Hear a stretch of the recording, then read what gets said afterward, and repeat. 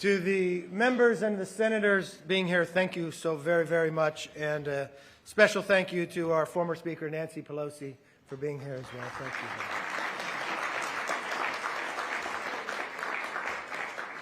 The Senate is in session, but the House is not. So for our foreign guests, this is very, very important to us. As you'll see, a lot of members came back simply to celebrate this day. We're glad you came back from the Senate, Peter, too.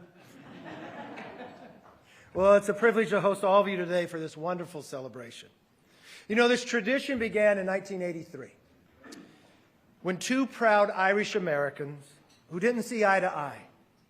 One was the President, Ronald Reagan, a Republican. The other was the Speaker of the House, Tip O'Neill.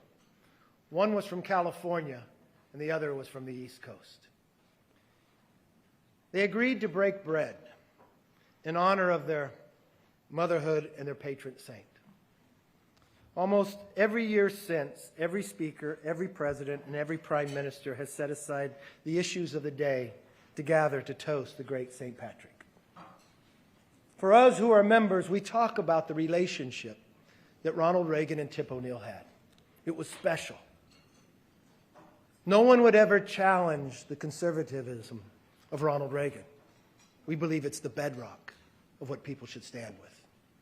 No one would ever question the liberal views of Tip O'Neill, that he proudly stood for what he believed in. But all of us would honor the relationship those two had. And we talk about the moments and times when they rose to the occasion. It was easy to have political fights, but in some of the most difficult issues, even when it came to Social Security, they used the relationship of being Irish to find the way to put America first. And in that moment, in that time, when they had fiscal problems, they found a way to get together.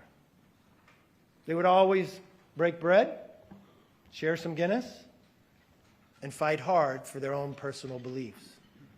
And at the end of the day, America was stronger for that. And it's unique that 40 years later, we're back here again. Now, we have Mike Kelly, Richie Neal as our co-chairs. They do a tremendous job for the Friends of Ireland Caucus.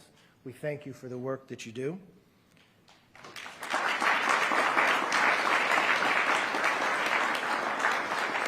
We are honored to have the Taoiseach back with us again. This is not foreign land to you. You actually served here as a staffer, became a doctor, and you lead your country. We're honored and proud to have you back. And to the Taoiseach who had served here, you know the political battles at times we would have. And this is a unique time for you to be here. Because for America, we know the stakes are high. That a clash is brewing, people say, between the President and I. Of what should we do? Of what would be the ramifications for the entire nation in the coming months?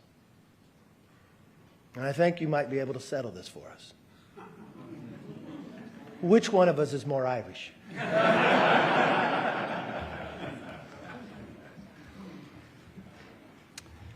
And to President Biden, from one Irish American to another, I want to strive every day to live up to the example of President Reagan and Tip O'Neill. Our positions may be reversed, but our goals can be the same, that we put this country first. I've watched an Irish heritage create bonds. Joe Kennedy became a member of Congress. He was a good member of Congress. And now he has a bigger job and a bigger task as an envoy. And he's going to make sure he fights to keep the peace. But he and I became friends simply because of our heritage. And we became close. We celebrated together when he got married. We celebrated together when he had his first child, Ellie. And I wanted Ellie to have the experience that I had as an Irish American. And so I sent Ellie a gift. I sent her a rocking elephant. And when Ellie would come to town, Joe would bring her to the office.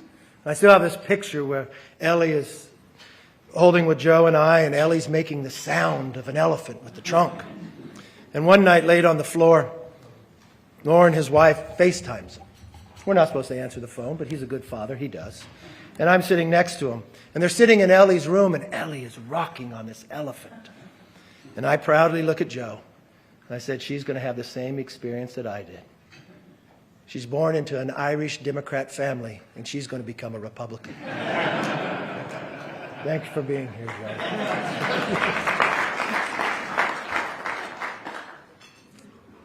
But to many of you, just like me, our Irish heritage means a great deal to us. You see, my great-grandfather came from Ireland in the 1860s, Jeremiah McCarthy. He did why so many other immigrants come to America, to dream of a better land, of a better opportunity. There was a new state in this union, California, so he came across. He worked just like many of the Irish on the railroad.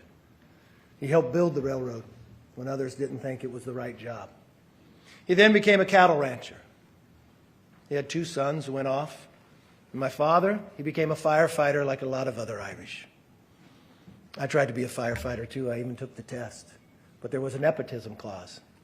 So to this day, my mother still does not believe I'm a success yet. But maybe one day I'll be able to be that firefighter. But he left County Cork like so many other Irish. But even though he left his homeland, he never forgot the heritage. He never forgot what it meant to fight for freedom. He never forgot to win the values of friendship, the love for this country. And he always remembered that on one given day, everyone in America is Irish on St. Patrick's Day. I lost my father 23 years ago to cancer. He never had an opportunity to see me elected. He would always try to talk about politics. And if my father was alive today, I don't know if he would come for the State of the Union, but he would come for this lunch. He would want to be here. And so if I may, if I can end with my father's favorite blessing, you know it. May the road rise up to meet your feet. May the wind always be at your back. May the sun shine brightly upon your face. May the rain fall softly in your field. Until we meet again, may God hold you in the palm of his hand. With that, Mr. President, it is an honor to welcome you back